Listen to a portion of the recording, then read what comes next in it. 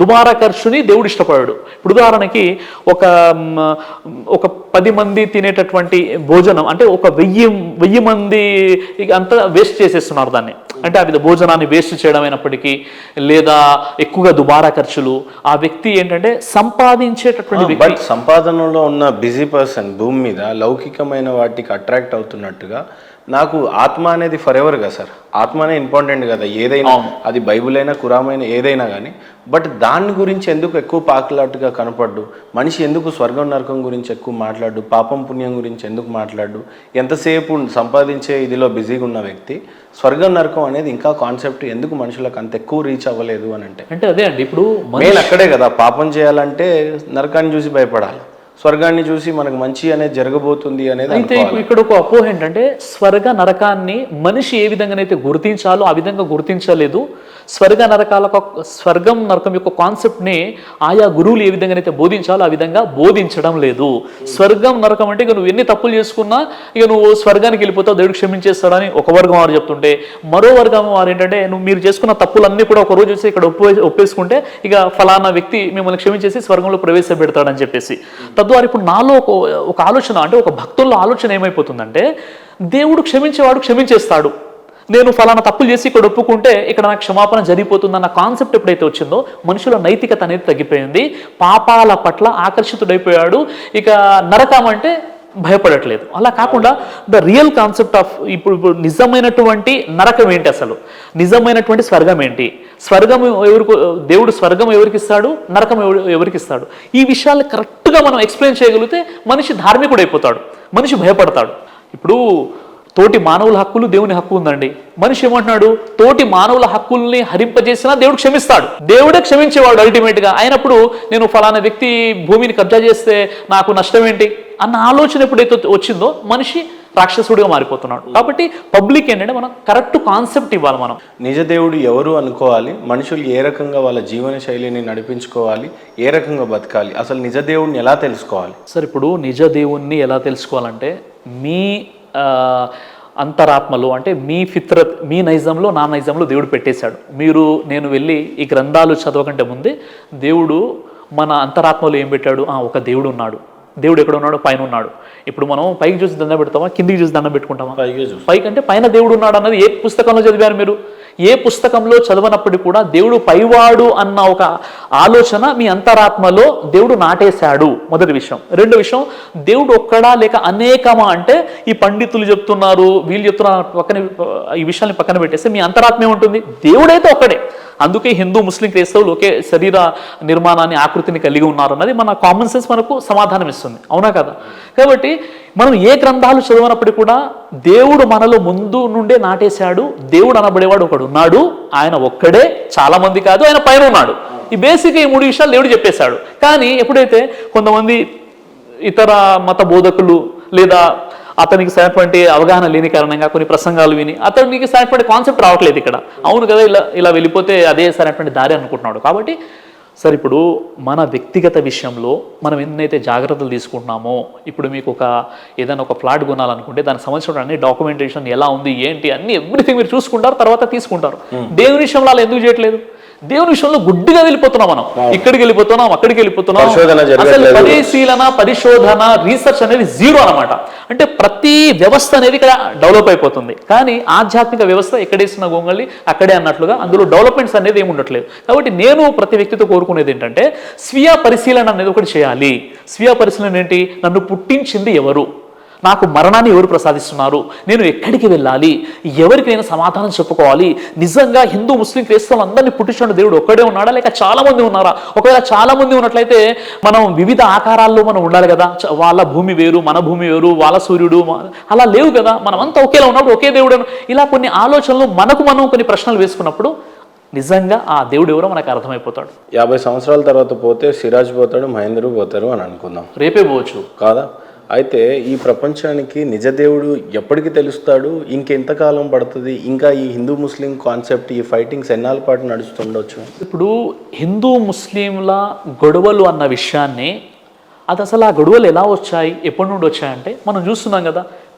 కొంతమంది ఏంటంటే ఆ విధంగా హిందూ ముస్లింలను రెచ్చగొట్టే విధంగా కొంతమంది ప్రసంగాలు చేస్తున్నారు. కొంతమంది పుణ్యం అంటూ ఆ గొడవలు వచ్చేది. కానీ ఇంతమంది మనం అందరం కలిసి ఉన్నాం కదండి, అందరం కలిసి ఉన్నాం, ఇప్పుడు కూడా కలిసి ఉన్నాం. ఈ మతోన్మాద భావజాలం అనేది ఒక 10% వ్యక్తులు ఉంటారేమో, కానీ 90% వ్యక్తులు అందరు కలిసి ఉండాలని కోరుకుంటున్నారు కదా. మళ్ళీ ఈ 10% వ్యక్తులకు సంస్కరించాలి మనం, అంతే కదా. భూమి బల్లపరుపుగా ఉంది అని కొందరు అంటారు, రౌండ్గా ఉంది అని అంటారు కొంతమంది. కొంత సైన్స్కి టిపికల్గా అనిపించేది ఏంటంటే నిజంగా రౌండ్గా ఉంటే ఇదంతా ఆకాశం, స్పేస్, అందులో భూమి ఒక బాల్ లాగా ఎక్కడో తిరుగుతుంది. ఇక్కడ బొక్క పెడితే కింద, అక్కడ ఆఫ్రికాలో పెడితే ఇక్కడ ఇండియాలోకి బొక్క పడుతుందేమో అని అనుకుంటారు. నిజంగా మీకు తెలిసిన సైన్స్ ఏంటి సార్? 1500వ శతాబ్దంలో సర్ ఫ్రాన్సిస్ డ్రేక్ అనేటటువంటి ఒక నౌకాయాన పరిశోధకుడు, ఆయన ముందుగా భూమి గుండ్రంగా ఉందని చెప్పాడు అనమాట. భూమి గుండ్రంగా ఉంది, బల్లపరుపుగా లేదు. కొంతమంది ఏమంటారంటే అది ఖురాన్ ప్రకారంగా భూమి బల్లపరుపుగా ఉందేమో అన్న ఆలోచన కలిగి ఉంటారు. కానీ ఖురాన్లో సూర్య నాజియాతులో వల్ అరద బాద దాలిక దహాహ అంటే భూమిని వివరిస్తూ, దహ అంటే ఆస్ట్రిచ్ ఎగ్ అనమాట. ఆస్ట్రిచ్ ఎగ్ అంటే ఉష్ణపక్షి గుడ్డు ఆకారంలో భూమి ఉందని చెప్పేసి, స్పెరికల్ షేప్ అంటారు. ఇదే షేపులో భూమి ఉందని చెప్పేసి సైంటిఫిక్ కూడా అది ప్రూఫ్ అయిపోయింది. కాబట్టి భూమి బల్లపరుపుగా లేదు, భూమి గోళాకారంగా ఉంది. రైట్. ఇప్పుడు స్పేస్ మొత్తం ఇలా ఉంటే ఇది గోళాకారంలో ఒక చోటు ఉంది. ఆఫ్రికాలో కనుక బోర్వెల్ వేస్తే ఇండియాకి రావచ్చు కదా అంటున్నా. బాల్ లాగా ఉంది అని అంటే ఇంతవరకు అలాంటి పరిశోధన జరగలేదేమో. మనం అంతా స్పేస్లో భూమి ఉంది కదా సార్. ఇప్పుడు బల్లపరుపుగా ఉన్నటువంటి అంటే గుండ్రంగా ఉన్నటువంటి భూమి దేవుడు మన నివాస యోగ్యంగా ఏంటంటే దాన్ని బల్లపరుపుగా చేశాడు. అంటే ఇప్పుడు ఉదాహరణకి మనం బెడ్రూమ్లో ఎలా ఉంటాం, చాలా ప్రశాంతంగా ఉంటాం. వల్ల ఖురాన్లో కూడా ఒక పోల్చి చెప్పడం జరిగింది అనమాట. అంటే మీరు ప్రశాంతంగా ఉండడానికి దాన్ని మేము పరచడం జరిగిందని చెప్పేసి. గోళాకారంలో ఉందో లేదో తెలియదు. అదే అండి, ఆస్ట్రిచ్ ఎగ్ ఆకారంలో ఉంది, గోళాకారంగానే ఉన్నట్లు అనమాట. సిరాజ్ గారి జీవిత లక్ష్యం ఏంటి సార్? నా జీవిత లక్ష్యం ఏంటంటే నేను బ్రతికున్నన్ని రోజులు కూడా నేను ఇదే పాటుపడతాను. ఆ విషయం ఏంటంటే హిందూ ముస్లింల మధ్య మంచి ఐక్యత రావాలి, మత సామరస్యం వికసించాలి, మనం అంతా కలిసి కట్టుగా జీవితం గడపాలి, దేశ అభివృద్ధి కోసం మనము ప్రయత్నం చేయాలి. మన దేశాన్ని పూర్తి ప్రపంచ దేశాల్లోనే ఒక నెంబర్ 1 టాప్ పొజిషన్లో మన ఇండియాని తీసుకెళ్ళడానికి మన శాయశక్తుల మనం ప్రయత్నాలు చేయాలి. ఈ క్రమంలోనే నేను ఒక వేని ఎంచుకున్నాను. అదేంటంటే అన్ని గ్రంథాల వెలుగులో మనిషిని నైతిక విలువల వైపునకు నడిపించడం ఎలా. ఒకవేళ నువ్వు హిందూ అయితే హిందూ శాస్త్రాల ప్రకారంగా ఆ దేవుడిని నువ్వు చూస్తున్నాడు, ఆ దేవునికి నువ్వు లెక్క చెప్పుకోవాలి, జడ్జిమెంట్ డే అనేది ఉందని నేను ప్రూవ్ చేస్తున్నాను. అది ఒక క్రైస్తవుడు అయితే బైబిల్ ప్రకారం చెప్తున్నాను, ఒక ముస్లిం అయితే ఖురాన్ ప్రకారంగా చెప్తున్నాను. ఇంకా ఇప్పుడు మీకు తెలుసు, ఇప్పుడు ముస్లింలో ఎడ్యుకేషన్ అనేది లేదు, చాలా సమస్యలు ఉన్నాయి. వాటిపై కూడా నేను ప్రయత్నం చేస్తున్నాను. ఎందుకంటే మనం అంతా కూడా ఎడ్యుకేట్ అయిపోతే మనం అంతా కూడా ఇప్పుడు మన సమాజం అండి, ఇది మన సమాజంలో అందరూ ఒక మిశ్రమ సమాజం. అంటే ప్రతి వ్యక్తి కూడా డెవలప్ అవుతేనే మన దేశం డెవలప్ అవుతుంది. ఫస్ట్ మనకు కావాల్సింది వ్యక్తి నిర్మాణం. వ్యక్తి నిర్మాణం ఎప్పుడైతే జరుగుతుందో అప్పుడు దేశ నిర్మాణం జరుగుతుంది. కాబట్టి ఆ దేశంలో ఉన్న ప్రజలందరిలో కూడా చైతన్యవంతులు అవ్వాలి. కేవలం ఒక ముస్లింలు అవ్వాలని అనట్లేదు, హిందువులు, క్రైస్తవులు, అన్ని మతాల వాళ్ళు చైతన్యవంతులైనప్పుడు వ్యక్తి నిర్మాణం జరుగుతుంది. ఎప్పుడైతే వ్యక్తి నిర్మాణం జరుగుతుందో దేశం అభివృద్ధి వైపు నడుస్తుంది. కాబట్టి ఈ కాన్సెప్ట్తో నేను ఉన్నాను. చాలా గొప్ప కాన్సెప్ట్ సార్. జీవితంలో చాలా ప్రయాసపడి మీ వయసు అంతా కూడా బిజినెస్కి కేటాయించకుండా, దేనికి కేటాయించకుండా పుస్తకాలకు ఎక్కువగా కేటాయించారు. ధర్మాన్నే తెలియజేయాలి అని చెప్పేసి అహర్నిశలు మీరు కష్టపడి మీ యవ్వనాన్ని మొత్తం దాన్ని దారబోసారు. ఫైనల్ కంక్లూషన్ మీకు ఏమైనా లభించిందా? ఇంకా ప్రయాణం కొనసాగుతూనే ఉందా? ఏమనిపించింది? సరే, ఇప్పుడు చూడండి, సంతోష్ ఘనపాటి గారి యొక్క వీడియోస్ చూసి అంటే చెప్తున్నాను ఏం జరిగిందంటే, నాకు ఒక బ్రాహ్మణ్ ఒక సోదరిమని నాకు కాల్ చేశారనమాట. ఎలా చేశారంటే, సంతోష్ ఘనపాటి గారు కొన్ని రీల్స్ చేస్తున్నారనమాట. రీల్స్ చేసేటప్పుడు ఆ రీల్ ఆ సోదరిమనికి తెలిసిన తర్వాత ఏంటి అయినా ముస్లిం ఉండి తెలుగు చాలా చక్కగా మాట్లాడుతున్నాడు అని చెప్పేసి ఆ సోదరిమని ఏం చేసిందంటే, చాలా నా నెంబర్ అంటే డైరెక్ట్గా వీడియోస్లో నా నెంబర్ ఉండదండి, నా కోఆర్డినేటర్ నెంబర్ ఉంటుంది. ఆ కోఆర్డినేటర్కి ఫోన్ చేసి తర్వాత నా నెంబర్ తీసుకోవడం జరిగింది. ఆ నెంబర్లో ఆమెకు ఉన్నటువంటి ఒక సమస్య చెప్పారనమాట.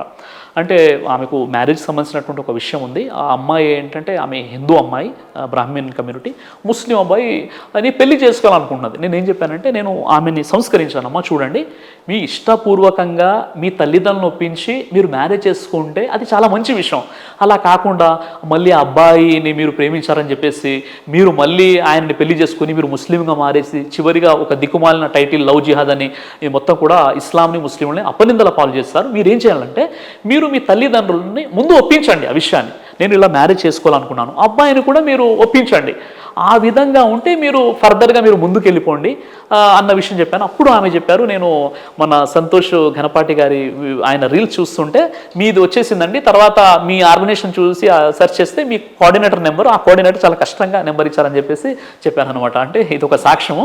మరో విషయం ఏంటంటే ఇప్పుడు చాలామంది ఉన్నారండి, చాలామంది ఇప్పుడు ముస్లింలు కూడా మనం చైతన్యం తీసుకొస్తున్నాం కదా. ఇప్పుడు హిందువుల పట్ల మనం ఎలా ఉండాలి, హిందువుల హక్కులు ఏంటి, తర్వాత ఖురాను గ్రంథంలో మానవులందరి కోసం ఖురాన్ చెప్పేటటువంటి బోధనలు ఏంటి, ముస్లింలో ఉన్నటువంటి కొన్ని విషయాలు, హులా గురించి, తలాఖ్ గురించి, లేదా ముస్లిం మహిళలు మసీదు వాళ్ళు పంపించకపోవడం, ఇలా కొన్ని సమస్యలు ఉండే దాన్ని చాలా సైంటిఫిక్గా గ్రంథాల ప్రకారంగా లాజిక్గా వాళ్ళకు మనం చెప్పే ప్రయత్నం చేస్తున్నాం. ముఖ్యంగా ముస్లింలో ఎడ్యుకేషన్ తీసుకురావడానికి మనం ప్రయత్నం చేస్తున్నాం. అలాగే మన ప్రోగ్రామ్స్ ఎవరైతే వింటున్నారో చాలామంది మాకు కలుస్తుంటారు, బ్రదర్ మీ వీడియో చూసిన తర్వాత మాలో మార్పు వచ్చేసిందని. కొంతమంది అయితే ఒక ఫ్యామిలీ మొత్తం ఒక వ్యక్తి వాళ్ళ మదర్ని బాగా నెగ్లెక్ట్ చేసేవాడు అనమాట. మా వీడియోస్ తల్లిదండ్రి భారమా బాధ్యత, అమ్మా నాన్న భారమా బాధ్యత అని ఒక వీడియో ఉందన్నమాట. నాది ఒక ప్రోగ్రామ్ ఉంది నిజామాబాద్లో జరిగింది, చాలా పెద్ద ప్రోగ్రామ్ అనమాట. ఆ ప్రోగ్రామ్ చూసిన తర్వాత వాళ్ళ అమ్మగారు బయట ఉండేవారు, అంటే చాలా వృద్ధాప్యంలో ఉన్నారు. తర్వాత ఆ వీడియో చూసి ఆయన ఇంటికి తీసుకొచ్చేసాడు. ఆయన నాకు సాక్ష్యం ఇచ్చాడు. పిలిచేసి నాకు ఏంటంటే ఒక లంచ్ ఏర్పాటు చేసి ఆ ప్రోగ్రామ్ వెళ్ళినప్పుడు వాళ్ళు పిలిస్తే చెప్పారనమాట. అంటే వన్ ఆఫ్ దోస్ రీజన్ అండి, నేను కూడా మీ ఫ్యాన్ని యాక్చువల్లీ. ఇలాంటి తల్లిదండ్రులను దగ్గర చేసిన సందర్భాలు, ఫ్రెండ్షిప్ గురించి చెప్పిన సందర్భాలు, పెళ్లి గురించి చెప్పిన సందర్భాలు, కష్ట నష్టాల్లో ఎలా నిలదొక్కుకోవాలని చెప్పిన సందర్భాలు, ఇలాంటివన్నీ మిమ్మల్ని దగ్గర చేసినాయి. అంటే వన్ ఆఫ్ మై ఫేవరెట్ అంటే ఊరికి అవ్వలేదు, లేకపోతే నేను 3 నెలలు మీ వెంట పడను కదా.